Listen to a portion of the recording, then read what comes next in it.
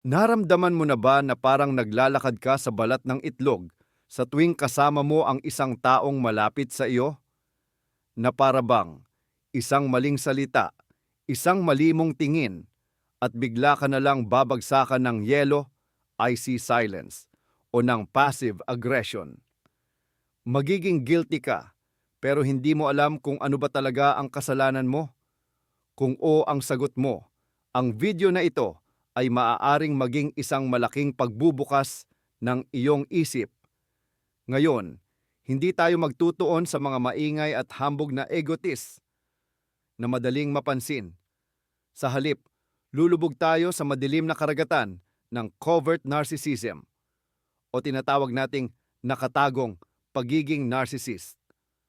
Pangako ko, bago matapos ang video na ito, magkakaroon ka ng malinaw na pag-unawa sa kanilang mga taktika at malamang makikilala mo rito ang isang tao sa paligid mo. At ang pinakamahalaga, matututunan mo kung paano mo mapoprotektahan ang sarili mo. Sang-ayon ka ba na mas mapanganib ang mga tahimik na manipulator kaysa sa mga hayagang agresor? I-type mo ang oo o hindi sa comment section ngayon din. Bago natin himayin ang bawat sintomas, magsimula muna tayo sa pundasyon. Ano ba talaga ang Narcissistic Personality Disorder o NPD? Sa popular na kultura, ang narcissist ay yung ma-selfie, mahilig sa salamin, at super in love sa sarili. Pero sa clinical psychology, mas komplikado at mas seryoso ang sitwasyon. Ang NPD ay isang seryosong personality disorder na kabilang sa cluster B na nagpapakita ng matinding grandiosity o kahambugan, sobrang pangangailangan sa paghanga, admiration, at kawalan ng empatya sa kapwa. Mahalagang maunawaan. Iba ang narcissistic traits na meron tayong lahat sa ilang antas sa ganap na disorder. Kapag disorder, nakakaapekto ito sa buong pagkatao at sumisira sa relasyon. Ang pinakamalaking myth na babasagin natin ngayon ay ang pag-aakalang magkakapareho lang ang lahat ng narcissist. May tinatawag na grandiose o overt narcissist. Ito yung maingay, mayabang, at palaging nagpapapansin. Pero mayroon ding kabaligtaran niya sa unang tingin, ang covert o vulnerable narcissist. Hindi siya nagyayabang, sa halip nagrereklamo siya. Hindi siya nagdidemand, sa halip gumagamit siya ng pino at matatalinong manipulasyon. Ginagawa niya ang sarili niyang biktima. At ang pagbabalat kayong ito ang nagpapangyari na siya ay maging lubos na mapanganib dahil mas epektibo ang lason na hindi mo nakikita. Kaya, ang una at marahil pinakapundamental na palatandaan ay ang malaking pakiramdam ng sariling kahalagahan o kung tawagin ay sense of grandiosity. Ngunit sa isang nakakubling narsisismo, lumalabas ito sa kakaibang paraan kumpara sa mga hayagang narsisista. Kung ang isang klasikong narsisismo ay lantaran na ipinagyayabang ang kanilang mga tagumpay, totoo man o imbento, ang covert narcissist naman ay nagpapakita ng kanilang pagiging superior sa pamamagitan ng mga pahiwatig, pagmamaliit, at ang walang humpay na pakiramdam na sila ay hindi pinapahalagahan o underrated.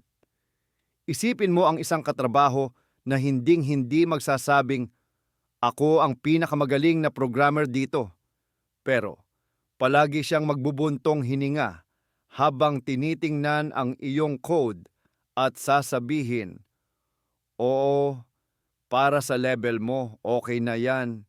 Noong nagsisimula pa lang ako, ganyan din ang mga mali ko." O kaya naman, ang kaibigan na sa tuwing ikukwento mo ang promotion mo ay sasagot, "Ang galing! Sayang lang at sa industriya ko, koneksyon ang nagpapatakbo, hindi ang tunay na talento. Kung hindi, matagal na akong nasa tuktok." Ito ang tinatawag na nakakubling pagmamalaki. Hindi sila sumisigaw tungkol sa kanilang kadakilaan. Sa halip, pinaparamdam nila sa iyo ang kanilang kadakilaan sa pamamagitan ng pagpapadama sa iyo ng kakulangan o pagka-inferior sa tabi nila. Gumagawa sila ng isang kapaligiran kung saan ang kanilang talento, ang kanilang pagdurusa at ang kanilang talino ay tinitingnan bilang napaka-espesyal na hindi raw naiintindihan ng simpleng mundong ito. Maaari nilang sabihin na sila ay nababagot sa mga ordinaryong tao at napapagod sa mga mababaw na usapan. Isa itong passive na paraan ng pagpapalaki sa sarili na kasing epektibo rin. Hindi nila inilalagay ang sarili sa pedestal ng direkta. Binibigyang diin lang nila kung gaano kababa ang level ng lahat ng iba. Sa likod ng ganitong ugali ay nakatago pa rin ang matinding paniniwala sa kanilang pagiging kakaiba at natatangi. Ito ay inihahatid lamang sa pamamagitan ng pagpapakita ng pagkadismaya sa mundong hindi raw makita ang kanilang henyo. Isang magandang halimbawa nito ay ang imahe ng hindi kinikilalang henyo na nakaupo sa isang sulok sa party at tumitingin ng may pagmamaliit sa nagsasayang na madla. Ipinaparamdam sa lahat sa pamamagitan ng kanyang kilos kung gaano siya kataas kumpara sa pagkaabala ng lahat. Ang pangalawang tanda na malapit na nakaugnay sa una ay ang lubos na pagkalunod sa mga pantasya ng walang limitasyong tagumpay, kapangyarihan, kasikatan, kagandahan o isang perpektong pag-ibig.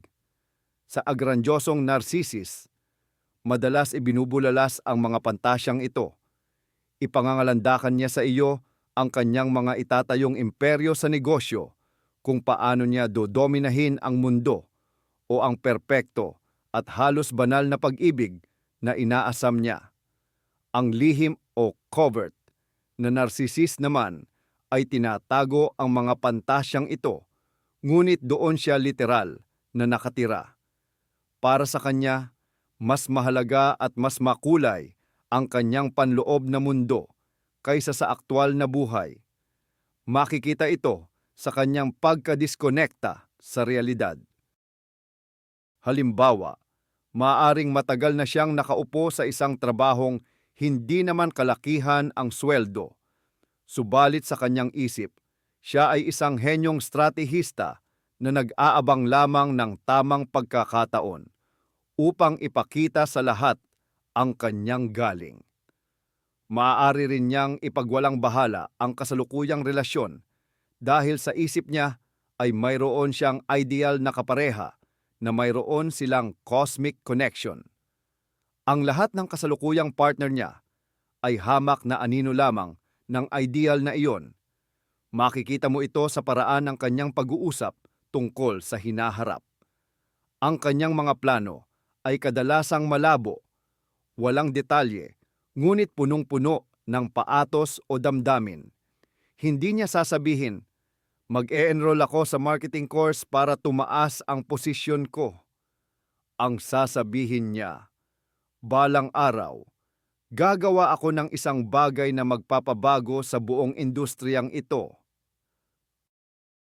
Ang mundong ito ng pantasya ay nagsisilbing kanlungan laban sa kanyang sariling kawalan ng kumpiyansa at mga aktwal na kabiguan. Kapag sinasaktan siya ng buhay, hindi niya sinusuri ang kanyang mga pagkakamali. Sa halip, tatakbo siya pabalik sa imahinasyong mundo kung saan siya ay panalo na.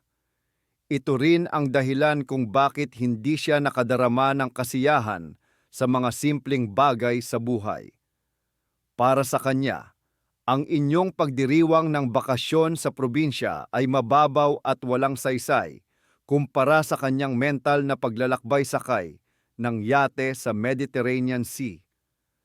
Nabubuhay siya sa isang movie script kung saan siya ang bida at ang lahat ng iba pa ay extra lamang na hindi nauunawaan ang lalim ng kanyang layunin. Isang magandang halimbawa nito ay ang taong humahamak sa lahat ng nagtagumpay. Tinatawag silang mga nagmamadali at walang talent, habang siya mismo ay walang ginagawa. Dahil sa kanyang pantasya, ang tagumpay ay kusang lalapit sa kanya bilang pagkilala sa kanyang likas na pagiging henyo. Ang ikatlong palatandaan ay ang matinding paniniwala sa sariling pagiging espesyal at natatangi. Lubos siyang naniniwala na iba siya sa lahat at tanging ang kapareho niyang natatangi o matataas lang na tao ang makakaintindi sa kanya. Sa isang grandiose narcissist, lumalabas ito bilang pagkasnob. Ipagmamalaki niya ang kanyang mga kakilalang maimpluwensya, ang pagdalo sa mga pribadong kaganapan, at ang pagmamay-ari ng mga eksklusibong bagay. Ang covert o nakakubling narsisisista naman ay ipinapakita ang kanyang pagiging natatangi sa pamamagitan ng pagdurusa at pagiging iba. Siya raw ay isang komplikadong personalidad o taong may sensitibong pinong kaluluwa. Ang kanyang mga problema ay hindi lang simpleng problema. Ito ay mga eksistensyal na trahedya na hindi raw kayang intindihin ng simpleng mortal. Kung masama ang araw mo sa trabaho, sa kanya naman, pakikipaglaban yan sa sistema na nagtatangkang sirain ang kanyang espiritu. Kung nakipaghiwalay ka sa kasintahan, sa kanya, gumuho ang buong mundo na binuo sa pinakamasaselang materyal. Ginagamit niya ang pakunwaring pagiging komplikado at kahinaan bilang tanda ng pagkakakilanlan, patunay sa kanyang pagiging elitista. Maaari siyang bumalot sa sarili ng misteryosong aura, nagsasalita ng palaisipan, nagpapahiwatig ng malalim na buhay sa loob na siyempre, wala kang access. Ipinapakita rin ito sa pagpili niya ng mga libangan o panlasa. Hahamakin niya ang lahat ng sikat at mainstream, ituturing itong puro pangmasa. Ang kanyang paboritong pelikula, musika o libro ay palaging underground, niche, at hindi para sa lahat. Sa ganitong paraan, idinidiin niya ang pagiging kabilang niya sa kasta ng mga pinili. Iyong mga tanging nakakaunawa sa tunay na sining. Kapag sinubukan mong sumabay sa hilig niya, malamang nababaliwalain ka lang niya ng may pagmamataas. Nagpapahiwatig na hindi mo raw maaabot ang lalim ng kahulugan nito. Ang paniniwalang ito sa sarili niyang pagiging natatangi ang nagpapahirap sa pagbuo ng pantay na relasyon. Palagi ka siyang titingnan ng may pagmamataas, kahit pa balutan niya ito ng maskara ng pagkukumbaba o kalungkutan. Isipin mo na lang ang taong sumasagot sa anumang problema mo. Oo, naiintindihan ko yan, pero sa akin, mas komplikado ang lahat. Iyon mismo ang punto. Dumako na tayo sa ikaapat na palatandaan, ang matinding paghahanap ng paghanga. Ito ang gasolina, o ang tinatawag nilang narcissistic supply, na siyang nagpapatakbo sa pagkatao ng isang narcissist. Ang grandiosong narcissist, hayagan niyang hinihingi ang paghanga. Naghihintay siya ng mga komplemento, papuri at palakpak. Manghihingi siya ng papuri o magbibigay ng pahiwatig, nagtatanong ng direkta, "Anong masasabi mo sa bago kong proyekto? Henyo, di ba?" Ang covert narcissist naman, mas pinino ang galaw niya, pero kasing tindi pa rin ng pangangailangan niya sa paghanga. Nakukuha niya ang kanyang supply sa pamamagitan ng simpatya, awa, at pagkilala sa kanyang pagiging henyo sa paghihirap. Patuloy niyang ikukwento kung gaano siya nahihirapan na walang nakakaintindi sa kanya at kung gaano kadaya ang mundo sa kanya. At ang tungkulin mo sa relasyong ito ay laging aliwin siya, suportahan, at sabihin sa kanya kung gaano siya kalakas, kagaling, at kung gaano siya kaespesyal dahil nakakayanan niya ang mga hindi kapani-paniwalang pagsubok.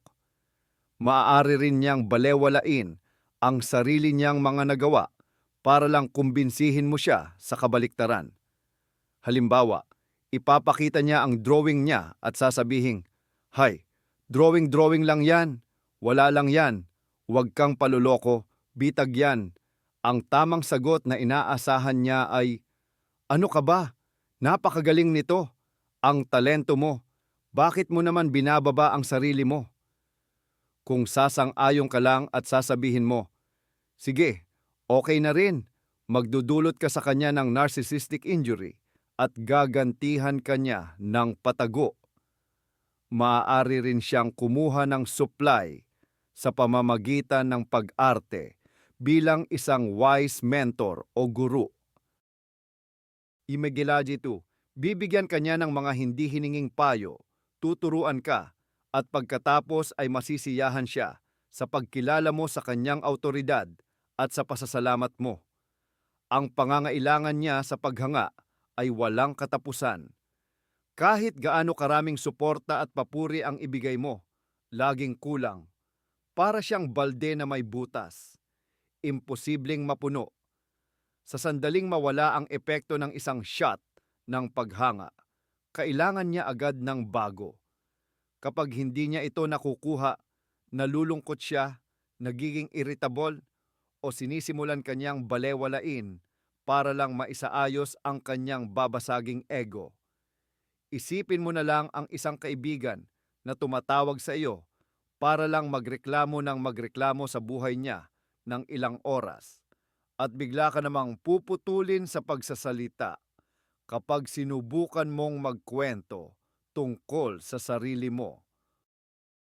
Ang panlimang tanda ay ang matinding pakiramdam ng entitlement o ang paniniwalang may karapatan silang tumanggap ng walang katumbas, gaya ng tawag dito sa psikolohiya. Lubos na naniniwala ang narcissist na ang lahat ng tao ay may utang sa kanya. Dapat silang bigyan ng espesyal na trato, pagsilbihan ng buong husay, at ang kanilang mga kagustuhan ay kailangang sundin agad at walang pagtutol. Ang mga patakaran, batas at pamantayan ng lipunan ay para lang sa mga ordinaryong tao, pero hindi para sa kanila. Ang purakanan grandiose o lantad na narcissist ay hayagang hihingi ng pambihirang atensyon, gagawa ng eksena sa restaurant kung hindi siya nasa pinakamagandang mesa, o sisiksik sa pila dahil naniniwala siyang mas mahalaga ang oras niya kaysa sa iba. Samantalang ang covert o nakatagong narcissist naman ay ipinapakita ito sa pamamagitan ng passive aggression at pagtatampo. Hindi siya sisigaw, pero paparusahan ka niya ng ice-cold silence o matinding pananahimik dahil hindi mo nahulaan ang gusto niya. Halimbawa, nagkasundo kayong magsine, pero gusto pala niyang mag-park. Hindi niya ito sasabihin, pero buong gabi siyang nakasimangot, magbubuntong hininga, at sasagutin ka lang ng okay lang sa lahat ng tanong mo. Pabababain niya ang pakiramdam mo at sisiguraduhin niyang magigilty ka dahil hindi mo nabasa ang isip niya at hindi mo inuna ang kanyang mga hindi nasambit na kagustuhan kaysa sa sarili mo. Ang sense of entitlement na ito ay sumasakop sa lahat ng bahagi ng buhay. Naniniwala siyang may karapatan siya sa oras mo, sa lakas mo, at sa resources mo nang walang binibigay na kapalit. Tatawagan ka niya ng 3:00 ng madaling araw para lang maglabas ng sama ng loob at magtatampo talaga siya kapag sinabi mong gusto mo nang matulog. Maaari rin siyang kumuha ng gamit o pera mo nang walang paalam dahil ang paniniwala niya, walang sikreto sa mga close na tao. Pero ang totoo, ang ibig sabihin nito, Baliwala ang boundaries mo. Ang mga paangangailangan niya ang laging nasa unahan. Kung susubukan mong protektahan ang boundaries mo, ituturing niya itong personal na insulto o pagtataksil. Aakusahan ka niya ng pagiging makasarili, kawalan ng puso, o kaya naman sasabihin niyang hindi mo siya mahal. Ito ay isang napakalakas na instrumento ng manipulasyon na nagpapahintulot sa iyo na isakripisyo ang iyong sariling interes para lang hindi mo maranasan ang kanyang tahimik na paghatol. Isang halimbawa, isang partner na umaasa na iiwan mo ang lahat ng ginagawa mo at pupuntahan mo siya agad sa unang tawag. Dahil lang bad mood siya at magtatampo kapag may iba kang plano. Pang-anim na palatandaan at isa sa pinakamalupit at pinakadelikado, ang pagsasamantala sa kapwa. Sa simpleng salita, ginagamit lang ng narsisista ang ibang tao para maabot ang mga gusto niya. Hindi niya nakikita ang mga tao bilang individual na may damdamin at pangarap, kundi bilang mga function, resources, o simpleng kagamitan lang. Ang lantaran, grandios, na narsisista, ginagawa ito ng hayagan at walang hiya. Kaya niyang sabihin ng diretsyo, kaibigan ko siya dahil may connection ang tatay niya. Manunuyo siya at hihikayatin ka niya hanggat may kailangan siya. Pero kapag nakuha na niya ang gusto niya, bigla siyang mawawala ng interes sa iyo at baka hindi ka na nga batiin kapag nagkasalubong kayo. Ang lihim, covert, na narsisista naman, nagsasamantala sa ilalim ng maskara ng pagkakaibigan, pag-ibig o pagtulong. Dalubhasa siyang maglaro sa guilt, obligasyon at awa. Papalabasin niya na sa pagtulong mo sa kanya, tinutupad mo ang iyong sagradong tungkulin o kumikilos ka bilang isang mabuting tao. Halimbawa, paulit-ulit siyang manghihiram sa iyo, gamit ang awa at pagkwento sa kanyang mga problema, pero hindi naman nagmamadali na magbayad. Kapag sinisingil mo, ikaw pa ang lalabas na masama at pera lang ang habol. Sasabihin niya, akala ko ba magkaibigan tayo? Mas mahalaga pala sa iyo ang pera kaysa sa pinagsamahan natin. Maaari ka rin niyang gamitin bilang emotional dumping ground. Ibubuhos niya sa iyo ang lahat ng negatibo niya.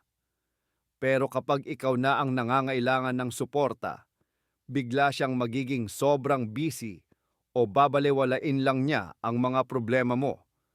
Sa romantic relationships, umaabot sa rurok ang pagsasamantala. Ang partner para sa narsisista ay pinagkukunan ng resource, paghanga, pag-aalaga, pinansyal na tulong, o status sa lipunan. Sisipsipin niya ang lahat ng lakas mo hanggang sa maubusan ka. At kapag wala na siyang mapiga sa iyo, itatapon ka lang niya at hahanap ng panibagong mapagkukunan. Hindi sila marunong magbigay ng tapat at tunay na pagmamahal. Ang anumang mabuting gawa niya ay hindi dahil sa kabaitan, kundi dahil isa itong investment. Gumagawa lang siya ng pabor kung may inaasahan siyang mas malaking kapalit. Ito ay isang malamig, kalkulado at negosyanteng pananaw sa relasyon na itinatago sa likod ng maskara ng pagiging sensitibo at emosyonal.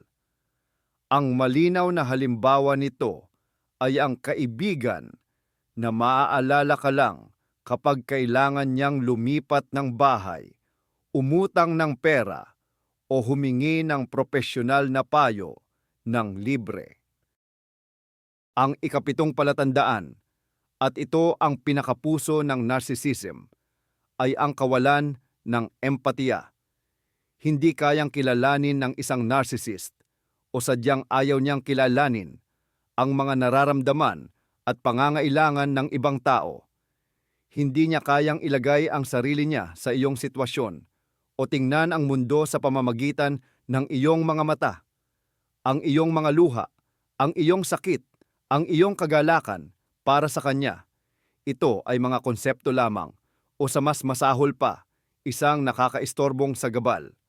Ang grandiose o mapagmalaking narcissist ay hayagang ipapakita ang kanyang kawalang bahala. Tatawanan niya ang iyong paghihirap. Magsasabi siya ng masasakit na salita nang hindi niya naiintindihan kung gaano ka nasasaktan. O kaya naman ay tuluyan niyang babaliwalain ang iyong mga damdamin. Samantala, ang extrovert o nakatagong narcissist ay kayang magpanggap na may empatiya. Ngunit ang pagpapanggap na ito ay laging peke at nagsisilbi lamang sa sarili niyang interes. Maaari siyang magbigay ng tamang salita ng pang-aaliw o kaya ay yayakapin ka pa, pero mararamdaman mo ang lamig at kawalan ng laman. Ang kanyang pakikiramay ay mababaw. Maaari kanya damayan para ipakita na siya ay isang mabuti at mapagkalingang kaibigan at makakuha ng paghanga. Pero kapag hindi na umiikot sa kanya ang usapan, bigla siyang mawawalan ng interes. Halimbawa, ikinuwento mo sa kanya ang isang seryosong problema. Sa unang 5 minuto, tutango-tango pa siya at sasabihin, "Nako, nakakagulat, nakikiramay ako sa iyo." Pero bigla kanyang puputulin at sasabihin, "Teka, tungkol sa mga problema. Alam mo ba kahapon ganito ang nangyari sa akin?" At susundan ito ng isang oras na monologo tungkol sa sarili niyang mas malalaking paghihirap. Maaari niyang gamitin laban sa iyo sa hinaharap ang iyong mga kahinaan at mga sensitibong punto na ibinahagi mo sa kanya noong nagtiwala ka. Dahil sa kawalan ng empatiya, kaya niyang gumawa ng matinding kalupitan na hindi naman niya mismo tinuturing na kalupitan. Totoong hindi niya naiintindihan kung bakit ka nasasaktan sa kanyang constructive criticism na sa totoo lang ay isang nakabalat kayong insulto. Hindi niya maintindihan kung bakit ka naiinis dahil sa pakikipag-flirt niya sa iba, dahil para sa kanya, nakikipag-usap lang siya. Ang emotional deafness o pagiging bingi niya sa emosyon ay isa sa pinakamapanganib niyang katangian. Dahil dito, ang anumang pagtatangka mong ipaliwanag ang iyong nararamdaman ay magiging walang kabuluhan. Para ka lang nakikipag-usap sa isang pader ng damdamin. Isang halimbawa, isang taong nakalimutan ang kaarawan ng kanyang partner at kapag nagalit ito, sasabihin lang niya, "Ano ba naman yan? Napakaliit na bagay. May mas mahahalaga akong inasikaso." Ang ikawalong palatandaan ay ang komplikado at dalawang mukhang relasyon ng narcissist sa inggit. Ang narcissist, palagi na lang siyang naiinggit sa iba. O kaya naman, matindi ang paniniwala niyang lahat ng tao ay naiinggit sa kaniya. Sa totoo lang, magkadugtong ang dalawang sitwasyong ito. Nag-uugat ito sa walang humpay niyang paghahambing ng sarili sa lahat ng nasa paligid niya. Ang inggit ng isang narcissist ay hindi lang basta paghahangad na makuha ang meron ang iba. Ito ay nakakalason. Isang damdaming lumalamon sa kanya na nagtutulak sa kanya na kamuhian ang taong kinaiinggitan niya at gusto pa niya itong sirain. Naiinggit siya sa tagumpay mo, sa talento mo, sa masaya mong relasyon, at pati na rin sa panloob mong kapayapaan. Kung may naabot ka, hinding-hindi siya taos-pusong matutuwa para sa iyo. Ang magiging reaksyon niya ay ang pagde-depreciate sa iyong tagumpay o ang pagsubok na kunin ang atensyon pabalik sa kanya. Halimbawa, bumili ka ng bagong sasakyan. Sasabihin niya, "Ay maganda, pero hindi yata praktikal ang kulay at mukhang outdated na rin yang model. Ako kasi, ibang klase talaga ng kotse ang pinagpaplanuhan ko. Hindi niya lang masabing, "Wow, congrats!" dahil babagsak ang sarili niyang paniniwala na mas mahusay siya. Posible rin na bigla siyang makikipagkompetensya sa iyo sa parehong larangan kung saan ka nagtagumpay para lang mapatunayan na mas magaling siya. Ang covert o tagong narcissist naman ay ipapahayag ang inggit sa pamamagitan ng passive aggressiveness o pagdadrama. Sasabihin niya, "Aba, siyempre madali lang sa iyo dahil may sumusuporta sa iyo. Ako, wala akong ibang inaasahan kundi ang sarili ko, kaya ang hirap-hirap ko." Ang kabilang panig naman ng medalya ay ang matinding paniniwala niya na lahat ng tao sa paligid niya ay naiinggit sa kanya. Ito ay projection lamang ng sarili niyang damdamin. Ipinipinta niya sa iba ang inggit na siya mismo ang nakararamdam. Anumang kritisismo, pagtutol o kabiguan ay ipapaliwanag niya sa pamamagitan ng pag-iisip na naiinggit lang sila sa akin. Kung pumalpak ang proyekto niya, ang dahilan, may mga inggitero na humarang sa daan.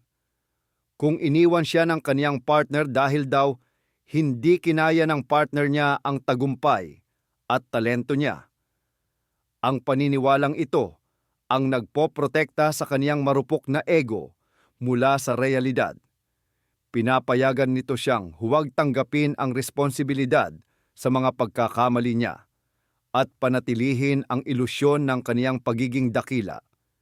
Sa mundo niya, walang puwang ang healthy competition o ang taos-pusong pagmamahal para sa tagumpay ng iba.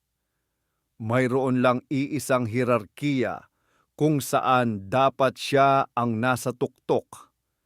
At ang inggit niya sa iba at ang inggit ng iba sa kanya, ang pangunahing palitan sa sistemang ito. Ang pangsyam na palatandaan ay ang pagpapakita ng ugaling mapagmataas, mayabang o hambog. Ito ay direktang resulta ng kanyang labis na pakiramdam ng pagiging nakahihigit at ng paniniwalang may karapatan siya, sense of entitlement.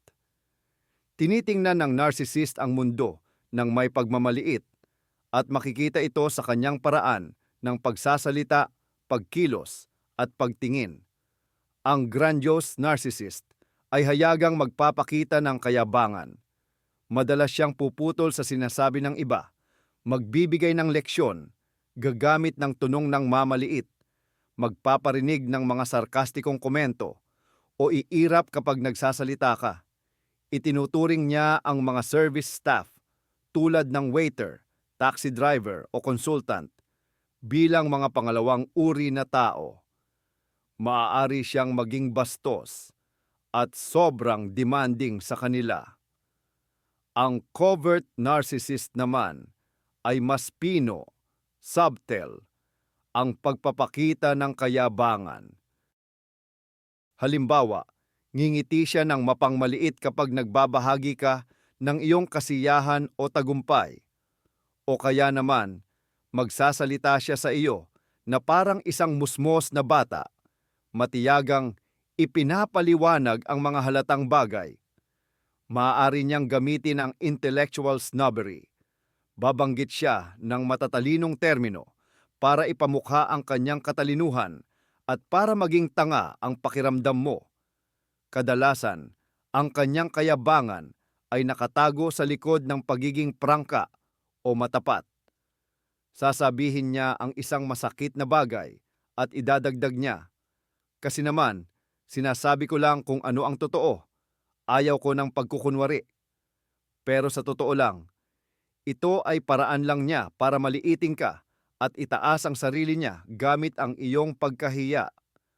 Maaari ka rin niyang isnabin sa isang grupo, magkukunwaring hindi ka niya napapansin, o sasagutin ang tanong mo ng isa o dalawang salita lang na nagpapakita ng kawalang interes.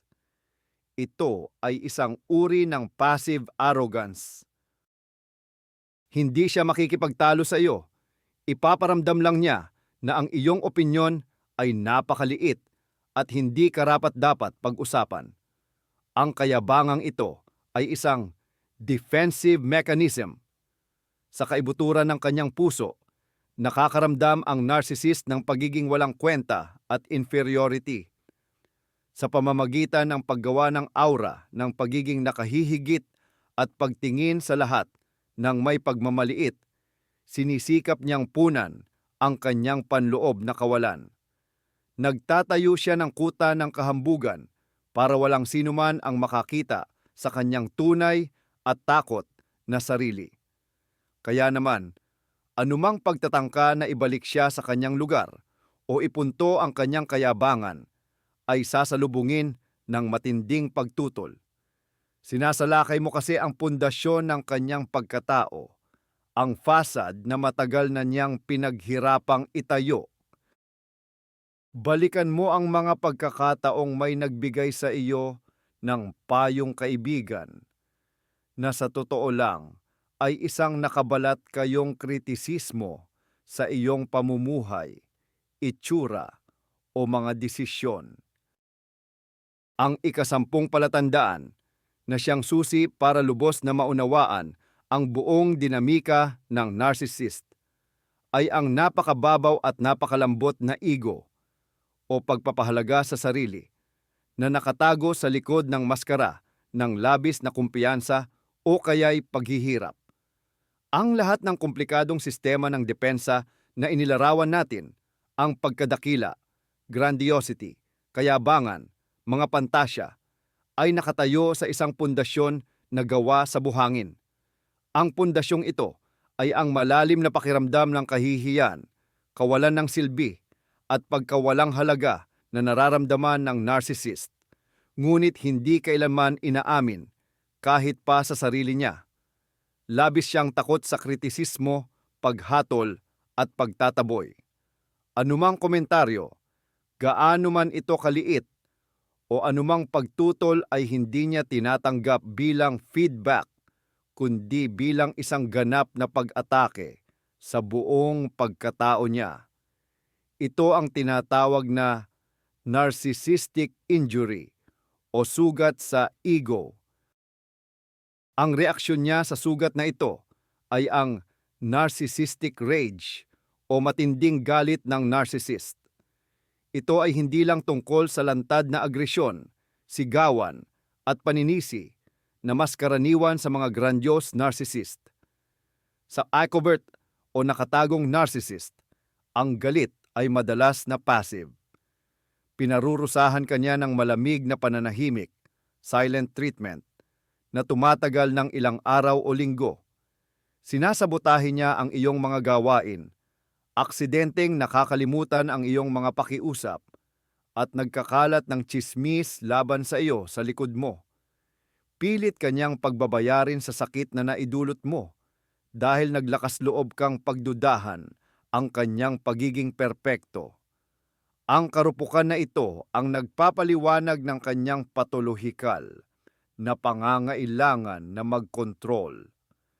Kailangan niyang kontrolin ang lahat at lahat ng tao sa paligid niya para mabawasan ang panganib na makaranas ng narcissistic injury. Kinokontrol niya ang iyong opinyon, iyong damdamin, at iyong pag-uugali. Sinusubukan niyang ihiwalay ka sa mga kaibigan at pamilya para siya lang ang maging tanging pinagmulan ng iyong realidad. Mahalaga ang pag-unawa sa panloob na karupukan na ito, ngunit hindi ito dapat maging dahilan para ka maging labis na maawain o mahabag, nahahantong sa pananatili mo sa isang nakakasira na relasyon. Oo, may malalim na sakit, madalas nag-ugat sa pagkabata, sa likod ng kanyang pag-uugali. Ngunit siya ay isang adultong tao na may pananagutan sa kanyang mga aksyon, at ang kanyang sakit ay hindi nagbibigay sa kanya ng karapatang sirain ang buhay mo. Halimbawa, Isang tao na matapos makatanggap ng maliit na kritisismo sa trabaho ay nalulugmok sa matagal na depresyon o kaya naman nagsisimula siyang maghasik ng intriga laban sa taong bumatikos sa kanya. Ngayon, dumako naman tayo sa mga partikular na taktika ng manipulasyon at ang una sa mga ito ay ang gaslighting. Ito ay isa sa pinakamapandaya at nakasisirang uri ng pang-aabusong psikolohikal. Ang terminong ito ay nagmula sa pamagat ng isang dula, ang gaslight, kung saan sinasadya ng asawang guluhin ang isip ng kanyang misis na pinadududa siya sa sarili niyang pagkakita sa katotohanan. Ganyan din ang ginagawa ng isang gaslighter na narcissist. Ang layunin niya ay sirain ang iyong tiwala sa sarili, sa iyong alaala, sa iyong nararamdaman, at sa iyong kakayahang maging rasyonal upang magkaroon siya ng ganap na kontrol sa iyo. Paano ito ipinapakita sa aktwal na sitwasyon? Una, itatatwa niya ang mga malinaw na katotohanan. Siguradong sigurado kang nangako siya sa iyo ng isang bagay. Kapag ipinaalala mo sa kanya, titingnan kanya ng may tapat na pagtataka at sasabihin, "Hindi ko yan sinabi, guni-guni mo lang yan." Nag-iimbento ka na naman.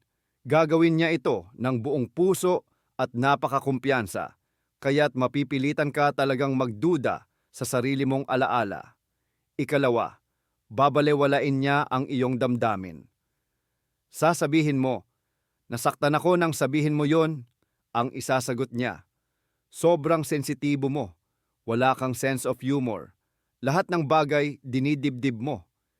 Hindi lang siya hindi sumasang-ayon sa iyo, tinatanggihan niya ang iyong karapatan sa mga damdaming iyon na ipinapalabas na hindi tama at OA ang iyong reaksyon. Ikatlo, ipapasa niya sa iyo ang sarili niyang masamang kilos, projection. Halimbawa, siya ang nagtataksil, pero patuloy kanyang aakusahan ng kawalang katapatan, gagawa ng eksena ng selos, at tsetsekin ang telepono mo.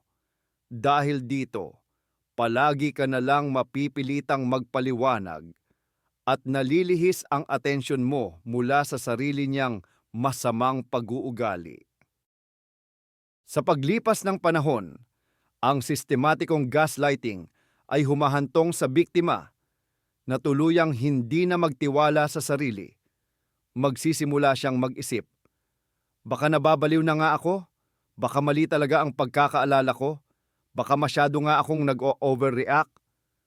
Mawawala ang kinakapitan mo, ang sarili mong katotohanan, at magiging ganap kang umaasa sa katotohanang idinidikta sa iyo ng manipulator.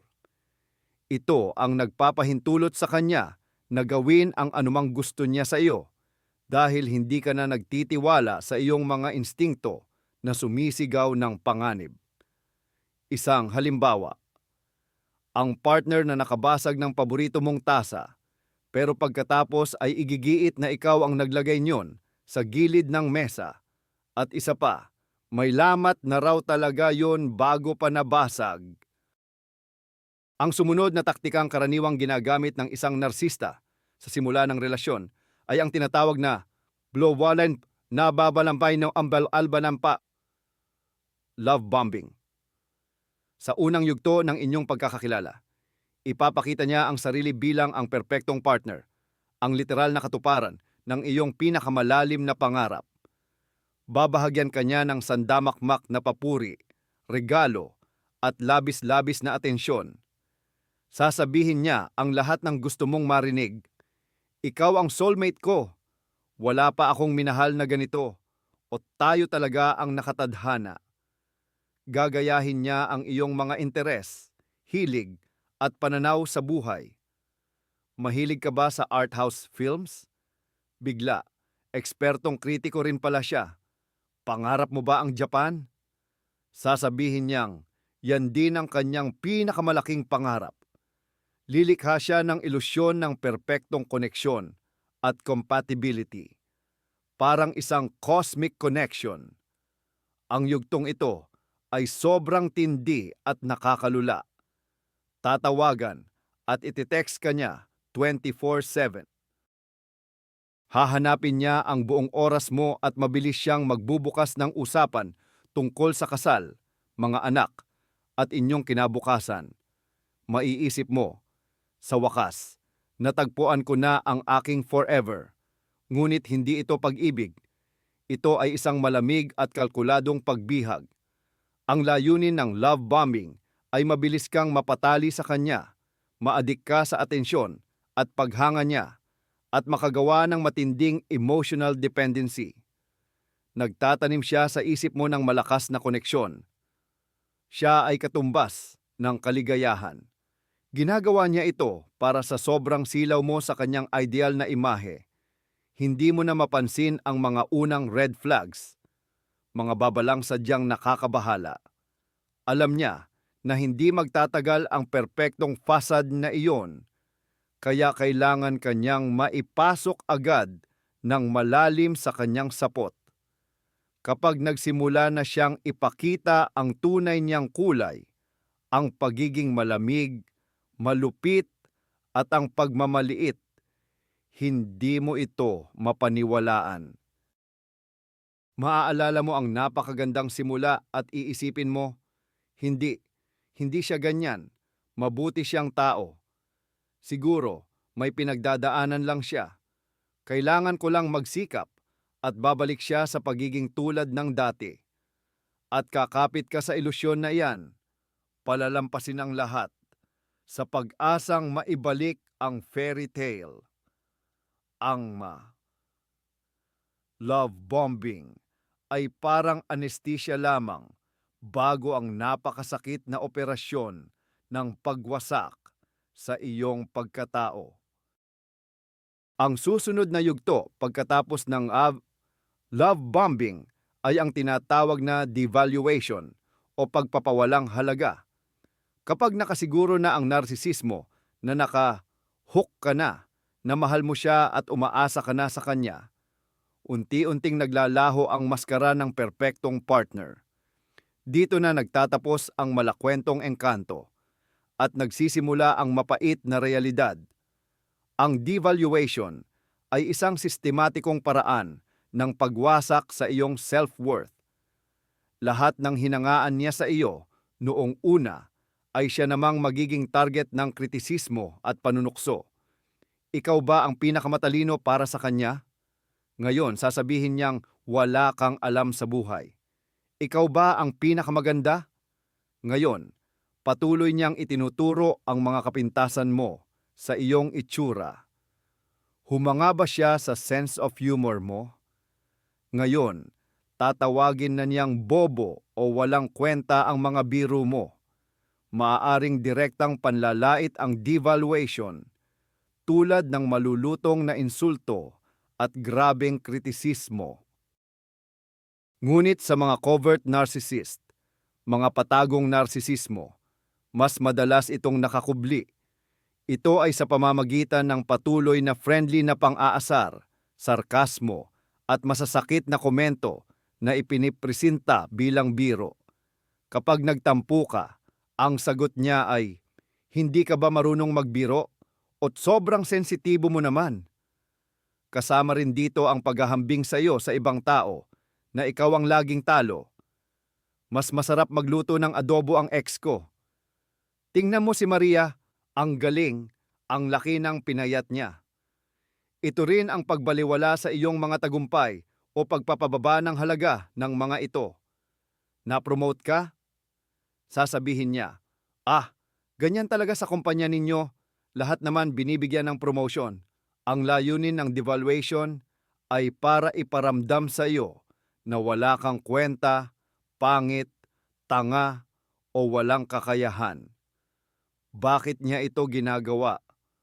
Una, para umangat ang sarili niya sa gastos mo. Sa pamamagitan ng pagpapababa sa iyo, tumataas siya sa sarili niyang paningin. Ikalawa, para mas higpitan ang kontrol niya sa iyo.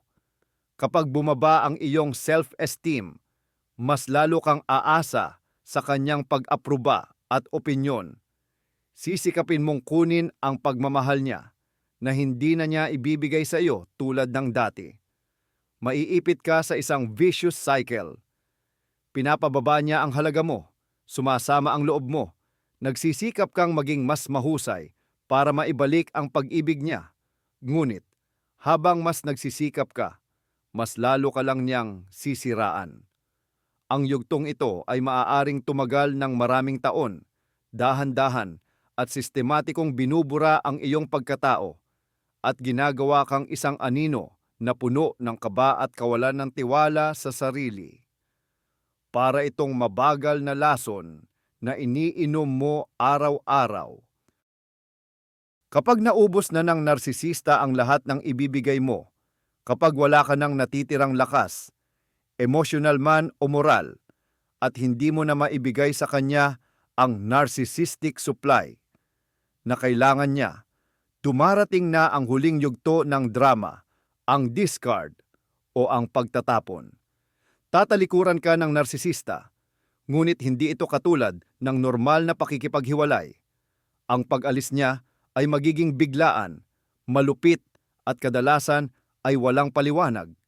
Kahapon, baka sinasabi niya pang mahal ka niya, pero ngayon, bigla siyang naglaho, hinarangan ka sa lahat ng social media at hindi sumasagot sa tawag. O kaya naman, gagawa siya ng matinding iskandalo kahit walang dahilan.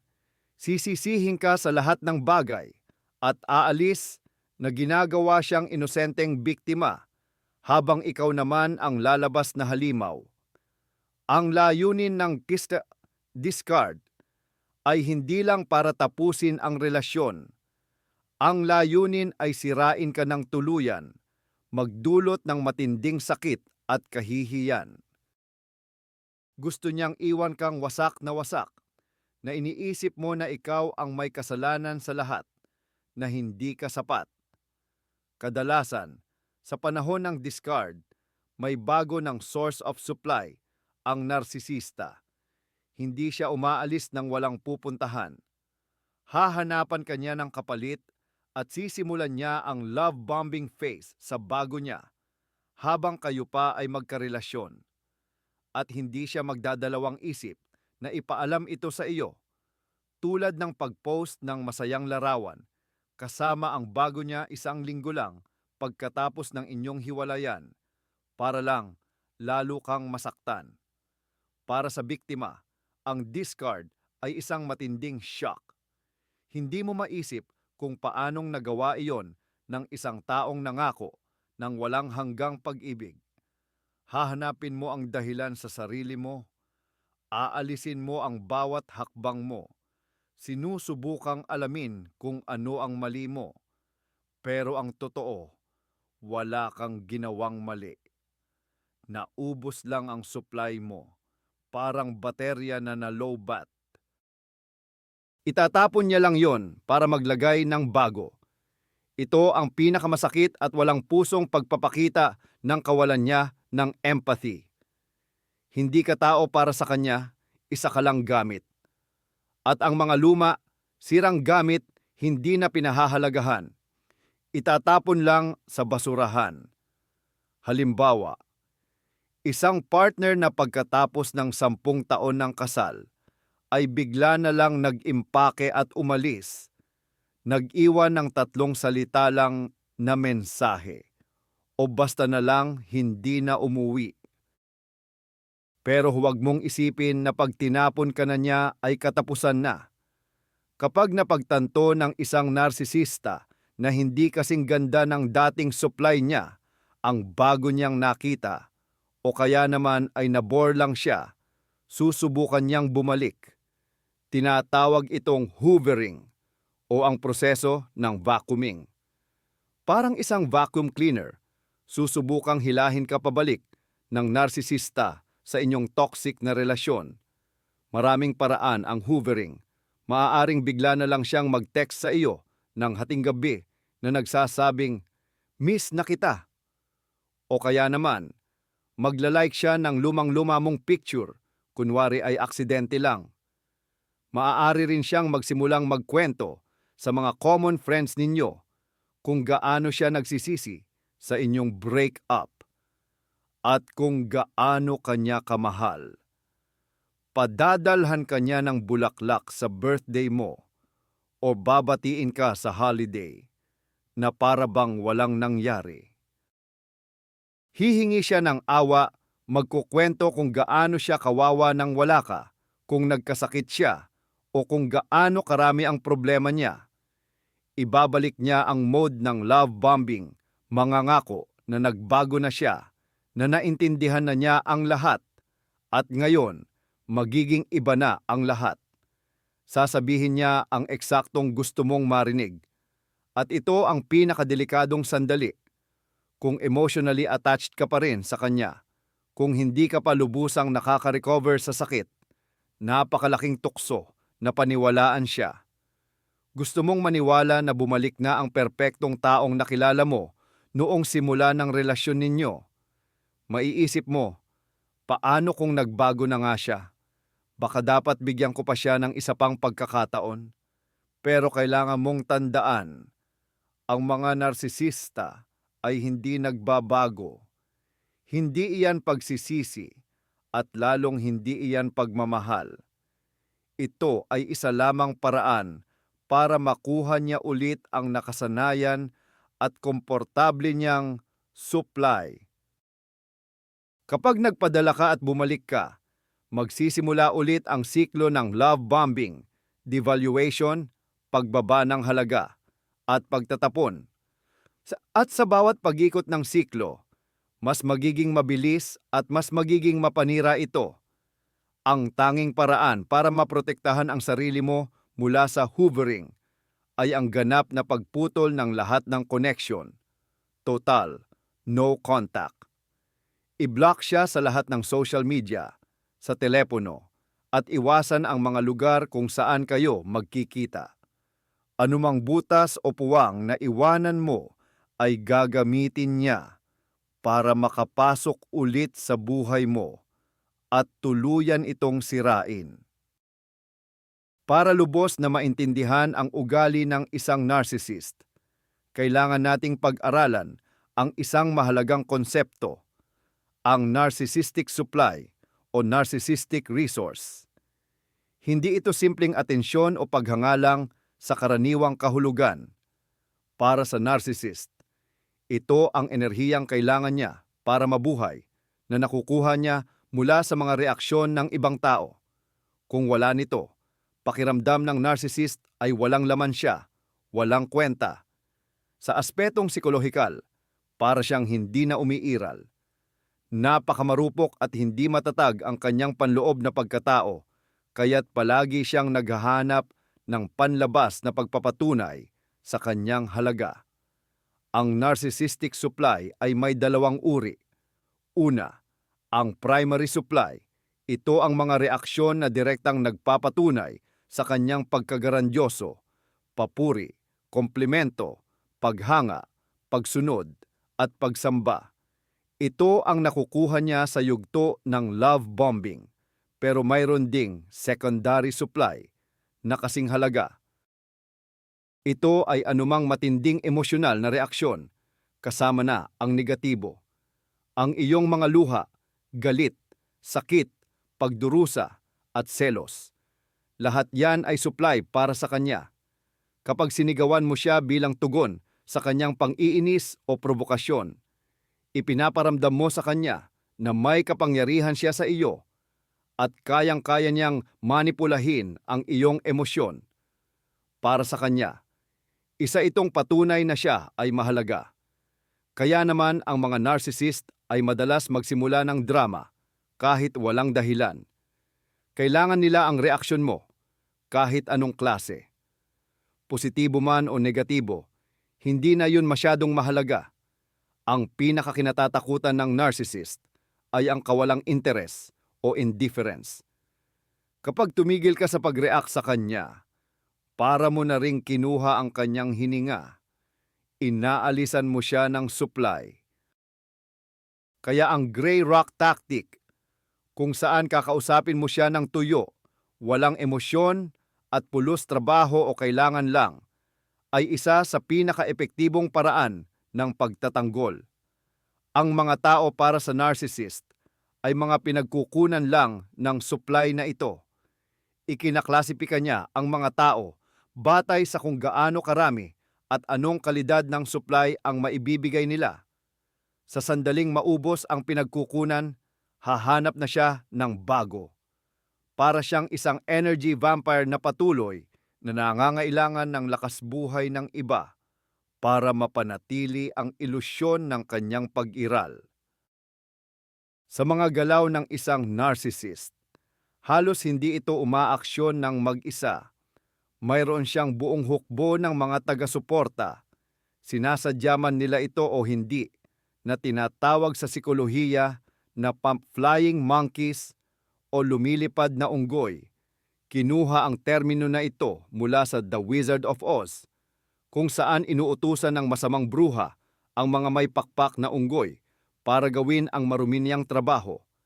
Sa parehong paraan, ginagamit ng narcissist ang ibang tao para sundan, siraan, at pahirapan ang kanyang biktima.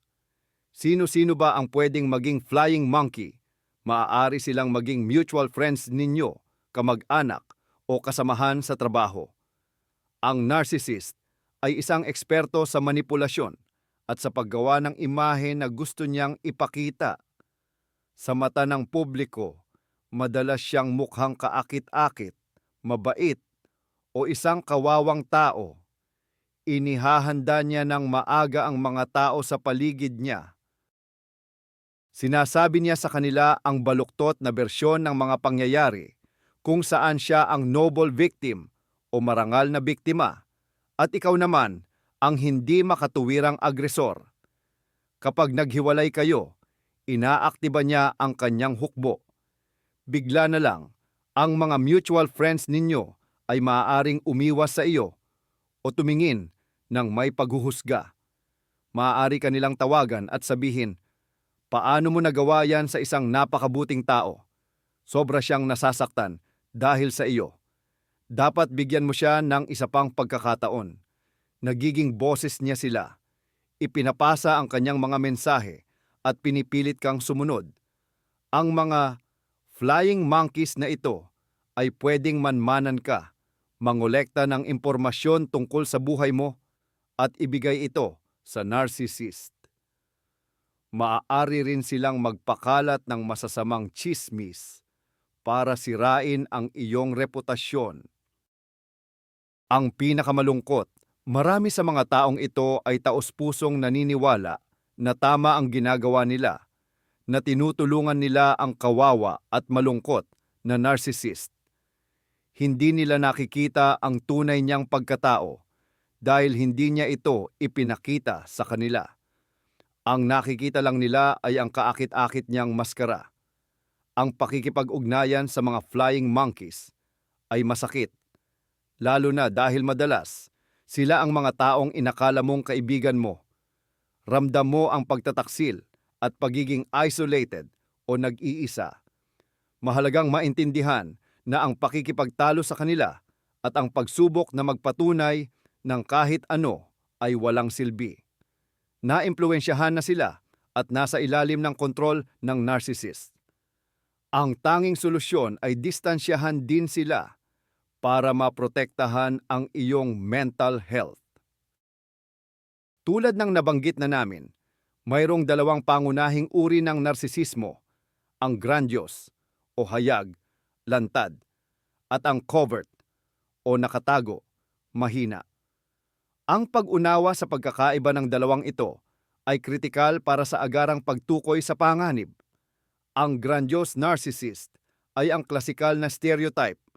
Siya ay maingay, hambog, mayabang, at labis na kumpiyansa sa sarili. Hayagan siyang naghahanap ng atensyon at gustong siya ang sentro ng lahat. Siya ay isang extrovert na ginagamit ang karisma para mangakit ng tao. Hindi niya itinatago ang pakiramdam niya ng pagiging nakahihigit at karapat-dapat. Diretso niyang sasabihin ang kanyang mga nagawa, hihingi ng espesyal na pagtrato, at magagalit kapag hindi niya nakukuha ang gusto niya. Kadalasan, ang kanyang agresyon ay lantad. Siya ay sisigaw, mang-iinsulto, at magbabanta. Ito ang uri na medyo madaling matukoy dahil kitang-kita ang kanyang pag-uugali. Ang covert narcissist naman ay kabaligtaran niya sa panlabas na anyo. Siya ay tahimik, mapag-isa at introvert. Hindi siya nagmamayabang. Sa halip, palagi siyang nagrereklamo at pinapalabas na siya ay api o walang kwenta. Hindi siya humihingi ng atensyon, kundi manipulatibo niya itong kinukuha sa pamamagitan ng pag-arte bilang biktima. Ang kaniyang motto, "Kawawa naman ako." Mukha siyang masyadong sensitibo, madaling masaktan, at mahiyain. Pero huwag kayong magpabudol sa maskara niyang iyan. Sa loob niya, pareho lang ang grandiose na pagtingin sa sarili, parehong pangangailangan sa paghanga, at parehong kawalan ng empatiya. Nag-iiba lang ang paraan niya ng pagkuha ng gusto niya. Ang agresyon niya ay pasibo, malamig na pananahimik, pagsasabotahe, pagbaliwala at pagtatampo. Hahayaan kanyang makonsensya nang hindi siya nagsasalita. Mas mapanganib ang covert narcissist kaysa sa grandiose dahil mas mahirap silang kilalanin. Mas pino at mas tuso ang kanilang mga pagmamanipula. Maaari kang manatili sa isang relasyon sa loob ng maraming taon. Pakiramdam mo ay miserable ka, pero hindi mo alam kung bakit. Iisipin mo na ikaw ang may problema, na hindi mo siya sinusuportahan ng sapat o nasasaktan mo siya. Ngunit ang totoo, biktima ka lang ng isang tuso na manipulator na itinatago ang kaniyang mapanirang ugali sa ilalim ng maskara ng pagiging mahina.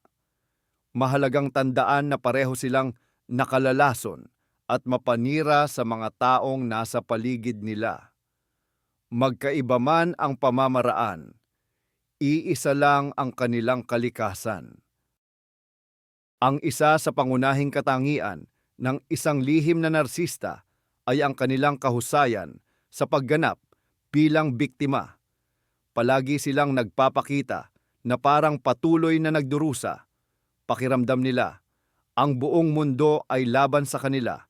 Hindi sila pinahahalagahan ng boss. Nagtatraidor ang mga kaibigan at hindi sila naiintindihan ng kanilang partner. Nag-iipon sila ng mga hinaing at kawalang katarungan, totoo man o gawa-gawa, at patuloy itong inihahain sa lahat. Ang imaheng ito ng walang hanggang biktima ay isang napakalaking instrumento sa manipulasyon. Una, nag-uudyok ito ng pagkaawa at kagustuhang tumulong sa mga tao sa paligid niya. Nakikita mo ang isang taong kaawa-awa at likas na gugustuhin mo siyang protektahan, aliwin at suportahan. Nagsisimula kang magbigay ng iyong oras, lakas at resources sa pagtatangkang iligtas siya. Ikalawa, inaalis ng pagiging biktima ang lahat ng pananagutan sa kanyang mga ginagawa. Hindi siya kailanman nagkakamali o may kasalanan. Kung bumagsak ang proyekto niya, kasalanan ng mga katrabaho na hindi tumulong. Kung nagtaksil siya, kasalanan ng partner na hindi nagbigay ng sapat na atensyon kung sinigawan ka niya. Ikaw ang may kasalanan dahil itinulak mo siya o dinala mo siya sa ganoong sitwasyon. Eksperto siyang maglipat ng sisi sa iba. Ang anumang pagtatangka na panagutin siya ay tiyak na mabibigo. Agad siyang magsisimulang magkwento kung gaano siya nahihirapan, kung paano siya inapi mula pa noong bata. At sa huli, ikaw pa ang makakaramdam ng pagkakasala dahil naglakas loob kang manumbat sa kanya. Ikatlo, nagbibigay ito sa kanya ng moral na pagiging nakatataas. Siya ang nagdurusa, ang martir na matapang na nagdadala ng mga pagsubok ng kapalaran. At ang lahat ng iba ay malupit at walang puso. Nagagawa niyang maliitin ang lahat kahit na nasa posisyon siya bilang biktima. Nakakapagod makasama ang ganitong tao. Patuloy mong nararamdaman na obligado kang iligtas siya, ngunit ang lahat ng iyong pagtatangka ay nababasag dahil sa kanyang pagtangging magbago. Sa totoo lang, hindi niya kailangan ng solusyon sa kanyang mga problema. Ang mismong problema ang kailangan niya dahil iyon ang nagbibigay sa kanya ng atensyon, awa, at ng tinatawag na narcissistic supply na labis niyang hinahangad. Nakakakuha siya ng kasiyahan sa mismong proseso ng pagdurusa at pagrereklamo. Ang PPC, passive aggression, ang pangunahing wika ng isang lihim na narcissist. Bihira siyang makipagsagutan ng direkta o harap-harapan dahil hindi iyon akma sa persona niya bilang isang sensitibo at madaling masaktang biktima. Sa halip, gumagamit siya ng mga patago at palihis na paraan para ipahayag ang galit at inis niya. Ito ang mga bagay na nakakabaliw at nagpapaisip sa iyo kung ikaw na ba ang may problema. Ano ba ang mga anyo ng passive aggression na ito? Una sa lahat, ang silent treatment o tahimik na parusa. Titigil siya sa pakikipag-usap sa iyo, sasagot lang ng pa-oo o pa-hindi, at iiwasan ang eye contact. Para kang naglalakad sa mga dulo ng daliri, nag-iingat, nag-iisip kung ano ang mali mong nagawa, samantalang siya ay nag-e-enjoy sa kaba mo at sa kapangyarihan niya sa iyo. Sunod, ang aksidenteng pagiging makakalimutin o ang sabotage.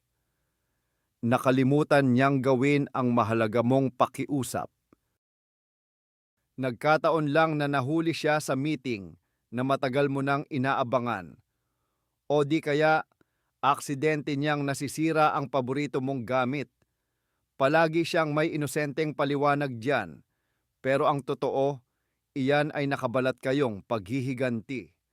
Kasama rin dito ang mga backhanded compliments o papuri na may kagat. Halimbawa, ang ganda ng damit mo bagay sa iyo, ang husay nitong itago ang timbang mo, o di kaya, ang galing mo sa report na iyan, hindi ko inasahan na magagawa mo iyan. Sa forma, papuri iyan, pero sa esensya, panlalait o pang-iinsulto. Mayroon ding sarcasm at mga nakakatusok na biro na talagang tinatamaan ang mga kahinaan mo. Kapag nag-react ka at nasaktan, mabilis kanyang aakusahan na wala kang sense of humor. At syempre, ang procrastination o pagpapaliban.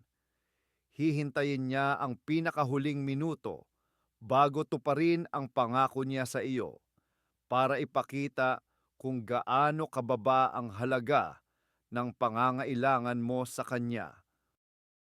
Ang passive aggression ay isang nakakaubos na forma ng psychological abuse dahil napakahirap itong labanan. Kung susubukan mo siyang kausapin ng direkta at tanungin, "Galit ka ba sa akin?"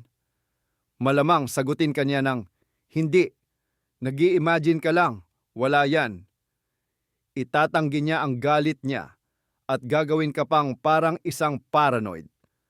Kaya't lagi kang nakakaramdam ng tensyon, sinusubukang basahin ang mga nakatago niyang signal, at ito ay talagang nakakaubos ng lakas at ng sistema ng iyong utak. Ang lugar ng trabaho ay isang perpektong entablado para sa isang narsisista kung saan nakukuha niya ang lahat ng kanyang resource, pagkilala, kapangyarihan, at pagkakataong manipulahin ang mga tao. Kapag naging boss ang isang narsisista, isa siyang ganap na tirano.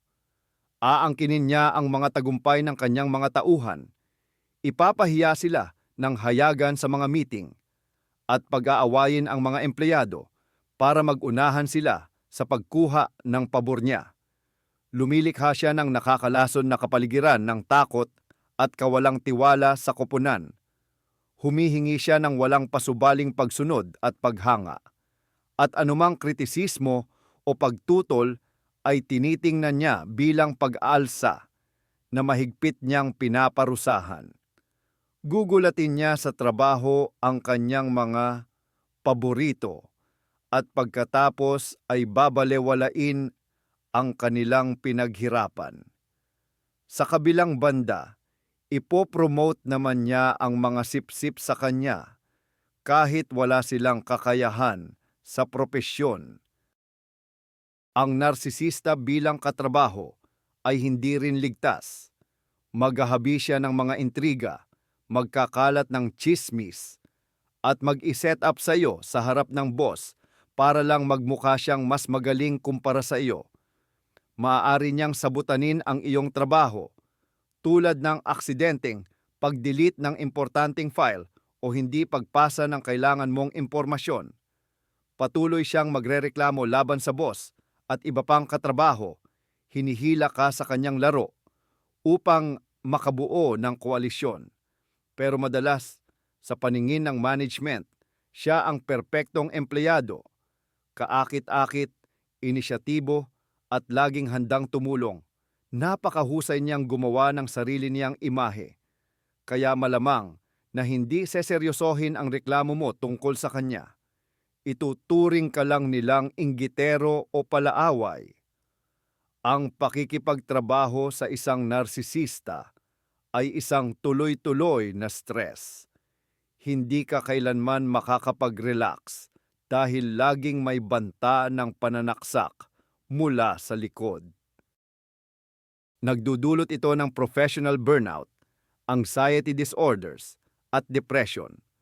Bumababa ang iyong pagiging produktibo dahil nauubos ang enerhiya mo sa paglaban sa kanyang mga manipulasyon at sa pagtatanggol ng iyong sariling hangganan. Kung nakita mo na ang iyong boss o katrabaho ay isang narsisista, ang pinakamahusay na solusyon, kung posible, ay ang lumipat ng departamento o lumayas na sa trabaho. Ang subukang baguhin o makipag-ayos sa kanya ay isang walang saysay na pangarap na maaaring magpabagsak sa iyong karera at kalusugan. Siguro, ang pinakamatindi at pinakakalunos-lunos na papel na maaaring gampanan ng isang narsisista ay ang pagiging magulang. Para sa isang narsisistang magulang, ang anak ay hindi isang hiwalay na individual na may sariling pangarap, damdamin at pangangailangan. Sa halip, tinitingnan niya ito bilang karugtong lamang ng kanyang sarili, isang proyekto, isang tungkulin o isang instrumento para makakuha ng tinatawag na narsisistikong supply. Ang narsisistang magulang ay madalas na ginagawang perpekto, idealize, o kaya naman ay labis na binabalewala, devalue, ang anak, at madalas nagpapalit-palit ang dalawang turing na ito. Maaaring maging gintong anak ang bata, ang sisidlan ng lahat ng pag-asa ng magulang. Kailangan niyang maging pinakamahusay sa lahat ng bagay, sa pag-aaral, sa esports o sa musika.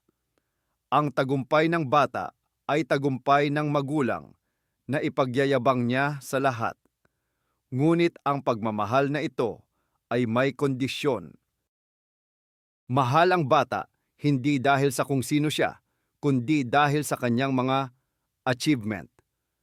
Anumang pagkabigo o anumang pagtatangka na ipakita ang sariling pagkatao na hindi akma sa plano ng magulang ay agad na pinarurusahan ng kalamigan, pagtatakwil at matinding pagbalewala. Samantala, ang isa namang anak sa pamilya ay maaaring gumanap bilang ang sisihan. Sa kanya ibabato ang lahat ng problema. Patuloy siyang kukutyain, bababain, at ikukumpara sa gintong anak. Siya ang magiging lalagyan ng lahat ng puot at pagkamuhi na nararamdaman ng narsisista para sa kanyang sarili.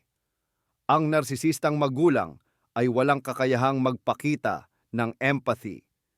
Hindi niya nakikita o kinikilala ang emosyonal na pangangailangan ng kanyang anak. Lalabag siya sa personal na hangganan ng bata, babasahin ang diary, kokontrolin ang bawat kilos, Gagamitin niya ang bata bilang emotional vest o tagapakinig, kung saan ibinubunton niya ang kanyang mga problema bilang matanda. Maaari pa siyang magselos sa mga kaibigan o maging sa partner ng anak. Ang sinumang lumaki sa ganitong uri ng kapaligiran ay magkakaroon ng malalim na psikolohikal na trauma. Hindi magiging matatag ang kanyang pagkakakilanlan o ang kanyang malusog na pagtingin sa sarili. Matututo siyang pigilan ang kanyang tunay na damdamin at pangangailangan, makapagbigay kasiyahan lamang sa magulang. Lumalaki siyang may matinding pakiramdam ng pagkakasala, guilt, hiya, shame, at kawalan ng halaga, inferiority. Sa kanilang pagtanda, ang mga taong ito ay kadalasang naghihirap sa depression at anxiety disorders. At ang nakalulungkot, sila mismo ay mas malamang na makipag-ugnayan sa mga narsisista dahil para sa kanila, ang ganitong modelo ng relasyon ang siyang nakasanayan at tinitingnan nilang normal. Ang ilang narcissist. Bilang isang romantic partner, ito na siguro ang pinakamadalas marinig at pinakamainit na usapin ngayon. Ang ganitong klase ng relasyon ay may sinusunod na paulit-ulit na siklo. Nagsisimula ang lahat sa nakakalulang love bombing. Akala mo, perpekto siya. Ginagawa niya at sinasabi ang lahat ng pinapangarap mo. Lumilikha siya ng ilusyon na parang kayo'y dalawang piraso ng puzzle na saktong-sakto sa isa't isa. Minamadali niya ang mga pangyayari. Mabilis makipagsama o mag-propose agad. Ang tanging layunin niya ay mabilis kang mahulog at maitali sa kanya. Kapag in love ka na at nakadepende na sa kanya, dito na magsisimula ang mabagal at masakit na devaluation o pagpapababa ng iyong halaga. Sisimulan niyang pintasan ang iyong itsura, ang iyong katalinuhan, pati na rin ang mga kaibigan mo. Hahatak ka niya sa emotional roller coaster. Ngayon, malamig at malayo siya.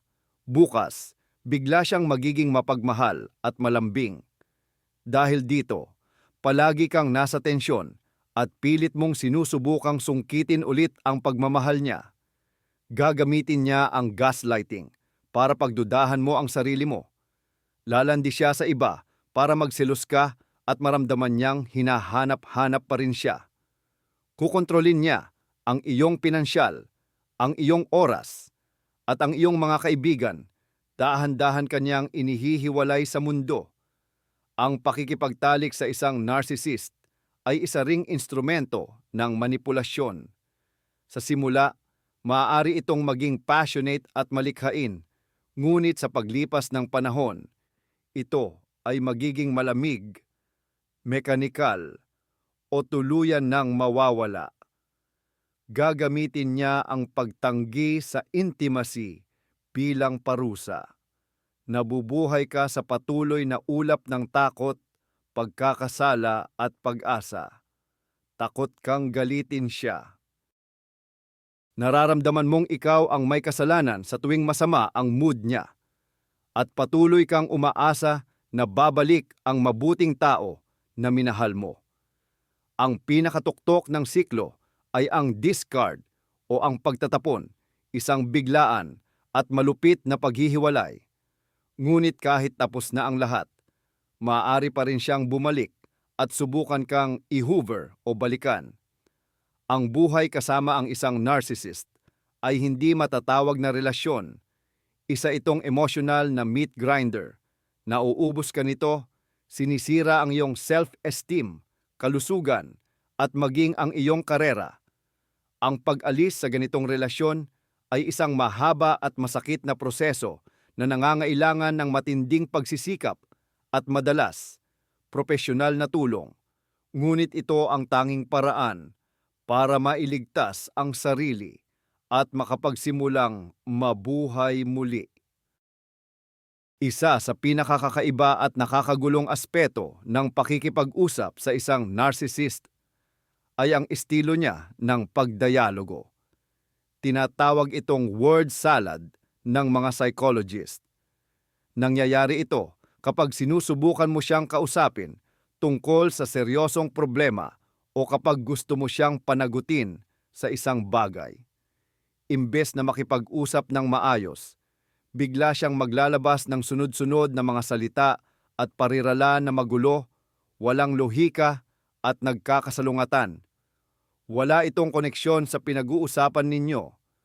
Mabilis siyang magpapalit-palit ng paksa. Aakusahan ka niya sa mga bagay na nangyari 10 taon na ang nakalipas. Magsisite ng mga pilosopo at gagamit ng mga analogiyang hindi naman bagay sa sitwasyon. Kahit pa tama ang gramatika ng pananalita niya, sa esensya, wala naman itong kabuluhan. Ang layunin ng word salad na ito ay para makaiwas sa sagot. Guluhin ka, lituhin ka, at tuluyang mapagod ka na lang.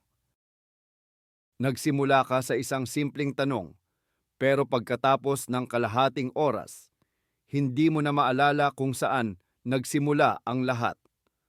Pakiramdam mo ay nauubos ang lakas mo at parang wala ka nang maintindihan.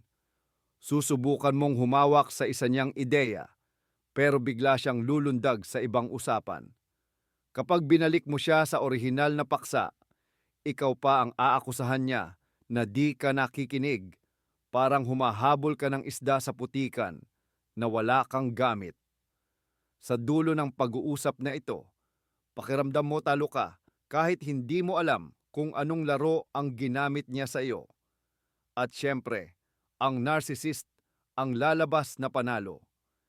Hindi siya sumagot sa tanong mo, hindi niya inamin ang kasalanan niya, at ang mas malala, ipinaramdam pa niya sa iyo na ikaw ang bobo.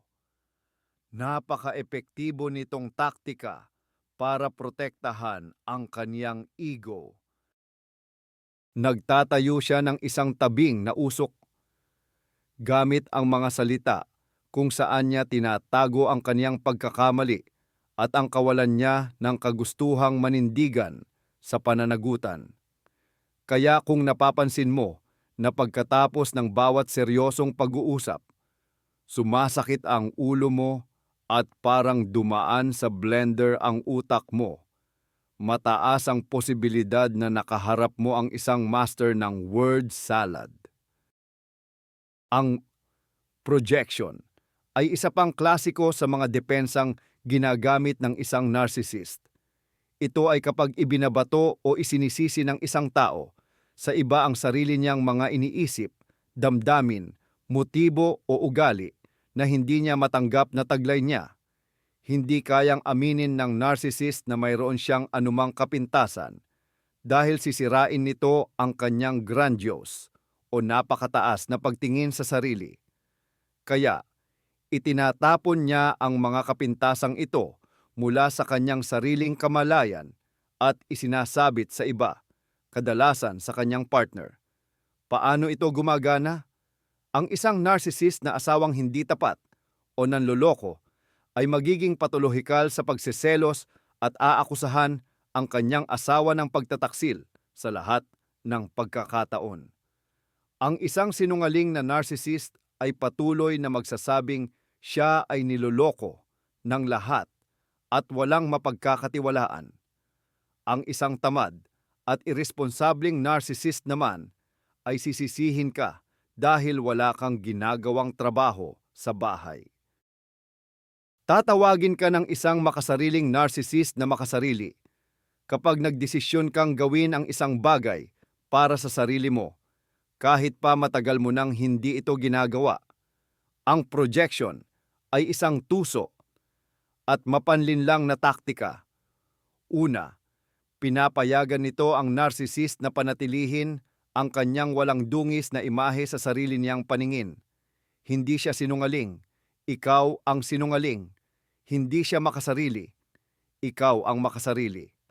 Pangalawa, ikaw ay nalilito at napipilitan kang magpaliwanag at magbigay ng katwiran sa lahat ng oras. Gumugugol ka ng napakalaking enerhiya sa pagpapatunay na hindi ka katulad ng inilalarawan niya. Nagsisimula kang magduda sa sarili mo. Baka totoo nga, makasarili ako. Pangatlo, inililihis nito ang atensyon mula sa aktwal na pag-uugali ng narcissist. Habang ipinagtatanggol mo ang sarili mo laban sa kanyang mga maling akusasyon, hindi mo napapansin na siya mismo ang gumagawa ng eksaktong bagay na isinisisi niya sa iyo. Madaling makilala ang projection sa pamamagitan ng pagiging sobra-sobra at walang katwiran nito. Kung ikaw ay inaakusahan ng isang bagay na talagang hindi mo ugali at ginagawa nila ito ng may matinding pagpipilit, huminto ka at pag-isipan. Hindi ba ang taong ito ay inilalarawan lamang ang kanyang sarili? Kadalasan, upang malaman kung ano talaga ang ginagawa at iniisip ng isang narcissist, sapat ng pakinggan kung ano ang isinisisi niya sa iyo. Ang pagtatangkang magtakda ng personal na boundaries sa isang narcissist ay parang nagdeklara ka na ng giyera. Para sa kanila, wala talagang konsepto ng hangganan o limitasyon. Hindi kanila tinitingnan bilang isang hiwalay na tao, kundi bilang extension lang nila, parang pag-aari o ari-arian nila.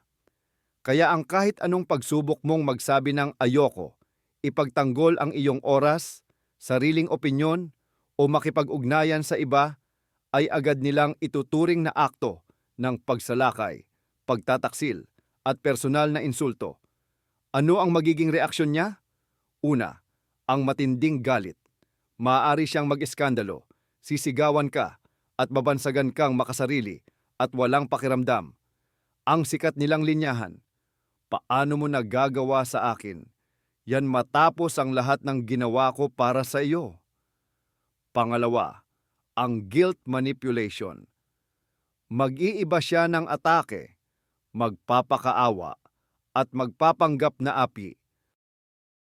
Sasabihin niya, sinasaktan mo ako, hindi ko deserve ang ganitong trato, o kaya naman, wala na pala akong silbi sa iyo. Pipilitin kanyang maging isang malupit at walang pusong halimaw dahil lang sa sinubukan mong pangalagaan ang sarili mo. Pangatlo, ang lantaran at tuluyang pagbaliwala sa iyong boundaries. Kahit ilang ulit mo pang sabihin sa kanya na huwag gawin ang isang bagay, patuloy niya itong gagawin na parang bingi siya. Lalabagin niya ang iyong mga patakaran para lang ipakita kung sino ang masusunod at sino ang hari. Maaari ka rin niyang parusahan dahil sa iyong pagiging matigas sa pamamagitan ng silent treatment, panlalamig o biglang pagkansela ng inyong mga plano. Gagawin niya ang lahat para ipamukha sa iyo na ang pagtatakda ng limitasyon ay masakit at walang saysay. Maraming tao ang umaatras at hinahayaang yurakan ng narcissist ang kanilang mga boundaries para lang maiwasan ang away. Pero tandaan, wala itong patutunguhan. Ang tuloy-tuloy at matatag na pagpapatupad ng iyong mga boundaries sa kabila ng lahat ng kanyang manipulasyon at mga tantrum. Ang tanging paraan para mapanatili mo ang sarili mo sa relasyon na yan. At kung talagang ayaw niyang igalang ang iyong mga limitasyon, malinaw na senyales na oras na para tapusin ang ugnayan. Dahil ang relasyong walang boundaries ay hindi ugnayan, kundi pag-alipin. Para maintindihan natin kung bakit nagiging narsista ang isang tao, kailangan nating silipin ang kanyang pagkabata. Ang Narcissistic Personality Disorder o NPD ay hindi lang basta sumusulpot. Karaniwan, ang pinakaugat nito ay isang malalim na trauma noong bata pa at isang napakatinding pakiramdam ng kahihiyan. May dalawang pangunahing teorya kung paano nabubuo ang NPD. Ang una ay ang tinatawag na malamig na pagkabata. Lumalaki ang bata sa kapaligiran kung saan walang emosyonal na pag-aaruga.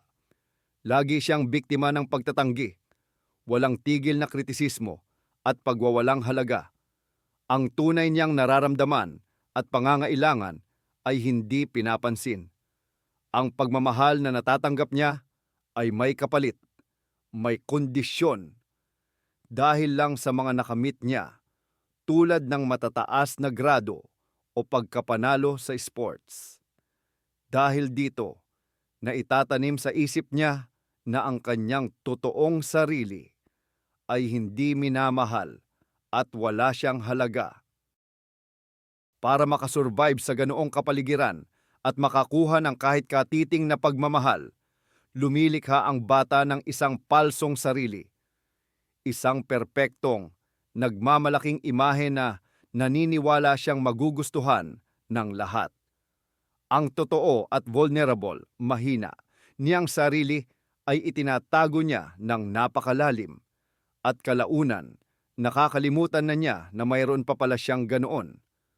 Ang buong buhay niya pagkatapos noon ay magiging isang desperadong pagtatangka na panatilihin ang fasad na ito at sungkitin ang paghanga na matagal niyang kinulang noong siya ay bata pa.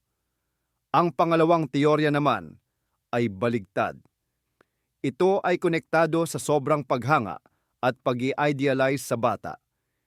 Ipinapaintindi ng mga magulang sa kanya na siya ay isang henyo, prinsipe, ang pinakamahusay at may kakaibang karapatan.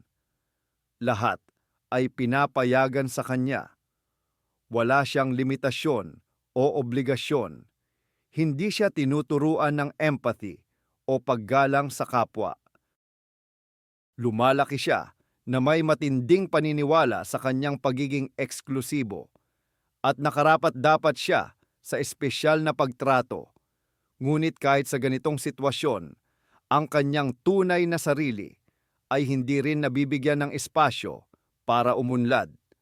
Minamahal siya, hindi dahil sa kung sino siya, kundi dahil sa perpektong imahe na binuo ng kanyang mga magulang. Kapag hinarap niya ang totoong mundo, kung saan hindi siya ang sentro ng universo, nakakaranas siya ng matinding shock at tinatawag na narcissistic injury. Sa huli, sa parehong sitwasyon, ang pinakapuso ng problema ay ang toxic shame. Isang malalim na pakiramdam na ikaw ay masama, depektibo o may malaking kakulangan. Ang buong istruktura ng pagiging narsista ay isa lamang komplikado at hindi magandang depensa laban sa matinding pakiramdam na ito. Madalas, ang mga biktima ng narcissistic abuse ay binabagabag ng tanong, "Bakit ako? Bakit ganitong klase ng partner ang pinili ko? May mali ba sa akin?" Napakahalaga niyan, at ang sagot diyan ay matatagpuan sa sarili mong nakaraan. Hindi aksidente na may mga partikular na taong naaakit tayo sa buhay natin. Kadalasan, ang mga nahuhulog sa bitag ng isang narcissist ay may mga tiyak na katangian ng pagkatao. Una, ito ay ang mga taong may mataas na empathy. Ramdam na ramdam ng mga empaths ang sakit ng iba at likas sa kanila ang pagkahabag at pagiging rescuer o tagapagligtas. Ang isang covert narcissist na nagpapanggap na biktima ay perpektong target para sa ganitong klase ng tao. Nakikita mo ang kanilang paghihirap at gusto mo silang tulungan. Gusto mong pagalingin sila gamit ang pag-ibig mo. Ibinubuhos mo ang buong sarili mo nang hindi mo napapansin na sinisipsip na pala niya ang lahat ng enerhiya mo. Pangalawa, ito ang mga taong lumaki sa pamilyang may narcissistic o emotionally cold na magulang. Para sa kanila, pamilyar ang estilo ng relasyon kung saan kailangan mong patuloy na makamit ang pag-ibig, kung saan hindi pinapahalagahan ang iyong damdamin at nilalabag ang iyong mga boundaries. Sa ilalim ng kamalayan nila, naghahanap sila ng kapareha na bubuo ulit ng script na pamilyar sa kanila noong bata pa sila. Umaasa silang sa pagkakataong ito, matatalo na nila ang script at makuha na ang pagmamahal na matagal na nilang hinahanap. Pangatlo, ito ang mga taong may mababang self-esteem at mahihinang personal boundaries. Hindi sila nagtitiwala sa sarili nilang nararamdaman at hindi sila marunong tumanggi o magsabi ng hindi. Mabilis itong mababasa ng isang narcissist at alam nilang madaling manipulahin ang ganitong tao. Sa yugto ng love bombing, ibinibigay niya sa iyo ang matagal mo nang hinahanap. Ang pakiramdam na ikaw ay mahalaga at may halaga. Nasasanay ka rito na parang droga at handa kang magtiis sa kasunod na devaluation o pagpapawalang halaga, makakuha lang ng isa pang dosis. Mahalagang maunawaan na napunta ka sa relasyon kasama ng isang narcissist ay hindi mo kasalanan. Palaging may kasalanan ang nang-aabuso, hindi ang biktima. Ngunit ang pagkilala sa sarili mong kahinaan na ginawa kang target ng manipulator ay ang una at pinakamahalagang hakbang tungo sa paggaling at pagbuo ng malusog at masayang relasyon sa hinaharap. Ang pag-iwan sa isang narcissist ay hindi katapusan, kundi simula pa lamang ng mahaba at mabigat na proseso ng paghilom. Ang narcissistic abuse ay nag-iiwan ng malalim na sugat at peklat sa ating kalooban. Posibleng dumanas ka ng post-traumatic stress disorder, PTSD, depresyon, labis na pagkabalisa, anxiety, o mga panic attack. Nawasak ang iyong self-esteem at napakahirap ng magtiwala, hindi lang sa iba, kundi maging sa sarili mo. Kaya, ano ang dapat gawin? Ang una at pinakamahalagang hakbang ay ang papabalasi tuluyang pagputol ng koneksyon. No contact, Kona Masban. Harangan siya sa lahat ng platform, sa telepono, sa lahat ng messaging apps, at sa social media. Iwasan ang mga lugar kung saan maaari mo siyang makita. Burahin ang lahat ng litrato at regalo na nagpapaalala sa kanya. Anumang kontak ay nagdadala ng panganib na muli kang mapasailalim sa kanyang impluwensiya. Kung mayroon kayong mga anak at hindi talaga posibleng putulin ang lahat ng ugnayan, gamitin ang Gray Rock Method. Makipag-usap lamang tungkol sa mahahalagang bagay. Gawin itong maikli, direkta, at walang emosyon, parang nakikipag-usap ka lang sa isang estranghero. Huwag makipagtalo o mag-react sa anumang pagpukaw. Ang ikalawang hakbang ay stapan ang pag-aaral o edukasyon. Magbasa ng mga libro, manood ng mga video, at pag-aralan ang lahat ng makikita mo tungkol sa narcissism. Ang pag-unawa sa nangyari na hindi ito ang iyong kasalanan, kundi isang karaniwang manipulation tactic ng isang narcissist, ay nagdudulot ng malaking ginhawa. Titigil ka sa pagsisisi sa sarili at magsisimulang tingnan ang sitwasyon ng objektibo. Ang ikatlong hakbang ay ang pagkonsulta sa isang psychotherapist na dalubhasa sa mga epekto ng narcissistic abuse. Matutulungan ka ng espesyalista na i-process ang trauma, ibalik ang iyong self-esteem, matutong magtatag ng malinaw na personal boundaries, at magtiwala muli sa sarili. Ang ikaapat na hakbang ay ang pag-aalaga sa sarili, self-care. Isaayos muli ang iyong tulog at pagkain, mag-ehersisyo, maghanap ng libangan na nagdudulot sa iyo ng kaligayahan. Ibalik ang ugnayan sa mga kaibigan at pamilya na inilayo sa iyo ng narcissist. Kailangan mong matutunang muli na pakinggan ang sarili mong kagustuhan at pangangailangan. At higit sa lahat, matutong mahalin at igalang ang sarili. Ang daan patungo sa paggaling ay maaaring tumagal ng mahabang panahon at asahan mong may mga pagkakataong magkakaroon ng mga pagkadapa at pag-atras. Ngunit tandaan, hindi ka nag-iisa, at posible ang isang buo, masaya, at makabuluhang buhay pagkatapos ng narcissist. Sa huli, mahalagang matutunan nating kilatisin ang Narcissistic Personality Disorder, NPD, mula sa iba pang karamdaman na kabilang sa tinatawag na Cluster B. Kabilang dito ang borderline, antisocial, at histrionic personality disorders. Mayroon silang pagkakapareho, tulad ng emosyonal na kawalang tatag, pagiging padalos-dalos, at hirap sa pakikipag-ugnayan sa kapwa. Ngunit magkakaiba ang kanilang motibo at ang nilalaman ng kanilang panloob na mundo. Ang borderline personality disorder, BPD, ay madalas ipagkamali sa narcissism, lalo na sa covert o nakatagong uri nito.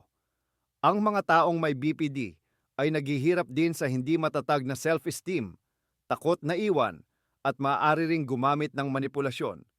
Pero ang pinakamalaking pagkakaiba ay ang presensya ng empathy. Ang taong may BPD ay may kakayahang magpakita ng tapat na pakikiramay at pagsisisi pagkatapos ng matinding galit. Ang kanilang pagmamanipula ay madalas nagmumula sa matinding takot na mapag-isa, hindi sa pagnanais na mangibabaw. Samantala, ang narcissist ay walang empathy. Ang antisocial personality disorder, ASPD, o mas kilala bilang sociopathy o psychopathy, ay wala ring empathy at mahilig ding magsamantala sa iba. Ngunit kung ang pangunahing layunin ng narcissist ay ang paghanga at pagpapatunay sa kanilang pagkadakila, ang pangunahing layunin naman ng sociopath ay kapangyarihan, kontrol, at makakuha ng material na pakinabang o kasiyahan. Ang sociopath ay lumalabag sa mga sosyal na batas at regulasyon ng walang bahid ng konsensya.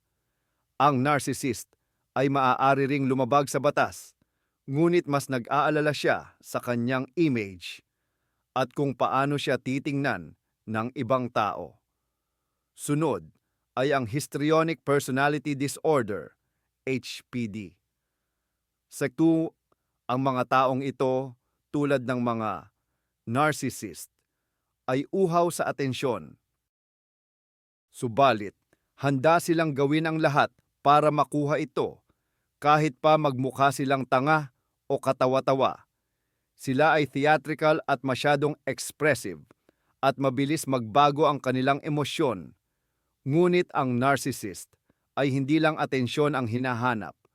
Ang gusto niya ay admiration o paghanga. Hinding-hindi niya papayagan ang sarili na magmukhang kahiya-hiya. Ang tumpak na pagdiagnose ay trabaho ng mga professional na psychiatrist. Ngunit para sa iyo, bilang isang ordinaryong tao, mahalagang maintindihan mo ito. Hindi gaanong mahalaga kung anong eksaktong diagnosis. Mayroon ang taong sistematikong sumisira sa iyo. Ang mahalaga ay makilala mo ang toxic na pag-uugali, protektahan ang iyong mga boundaries o hangganan. At kung kinakailangan, umalis ka na upang mapanatili ang iyong sariling kalusugan, maging sa isip man o sa katawan.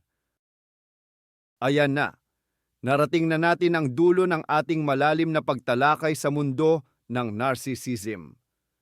Tinalakay natin ang 30 mahahalagang aspeto, mula sa covert grandiosity at mga pantasya tungkol sa tagumpay, hanggang sa mapanirang mga taktika tulad ng gaslighting, love bombing, at ang malupit na discard o pagtatapon.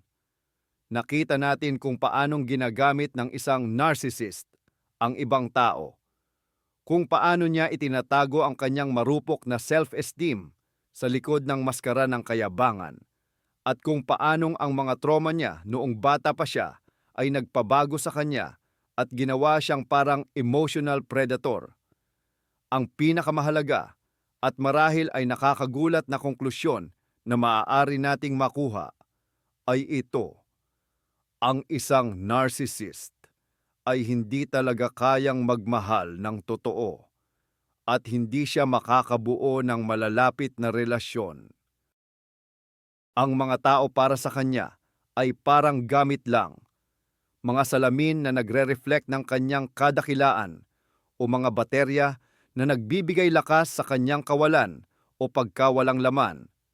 Ang pagsubok na baguhin, iligtas o pagalingin ang isang narcissist gamit ang iyong pagmamahal ay daan lang patungo sa sarili mong pagkawasak. Hindi sila magbabago dahil sa pananaw nila, wala naman silang problema. Sa kanilang mundo, ikaw palagi ang may depekto. Kaya naman, ang tanging tamang diskarte ay kilalanin ang panganib at lumayo. Ang iyong mental health, ang iyong self-esteem at ang iyong buhay, ang lahat ng ito ay napakahalaga. At walang sino man ang may karapatang sirain ang mga ito. Maraming salamat sa panunood ng mahaba at mabigat na video na ito hanggang sa dulo. Kung nakatulong ito sa inyo, huwag kalimutang mag-like at mag-subscribe sa channel para hindi kayo mahuli sa mga susunod nating pagtalakay. Ngayon, may tanong ako sa inyo na napakahalaga para sa ating komunidad. Alin sa mga katangian o taktika na nabanggit natin ang pinakanakita ninyo at bakit? Ibahagi ang inyong karanasan o saloobin sa comments section. Ang inyong karanasan ay maaaring makatulong sa iba na mamulat at magkaroon ng lakas na makaalis sa toxic na relasyon. Mag-ingat kayo.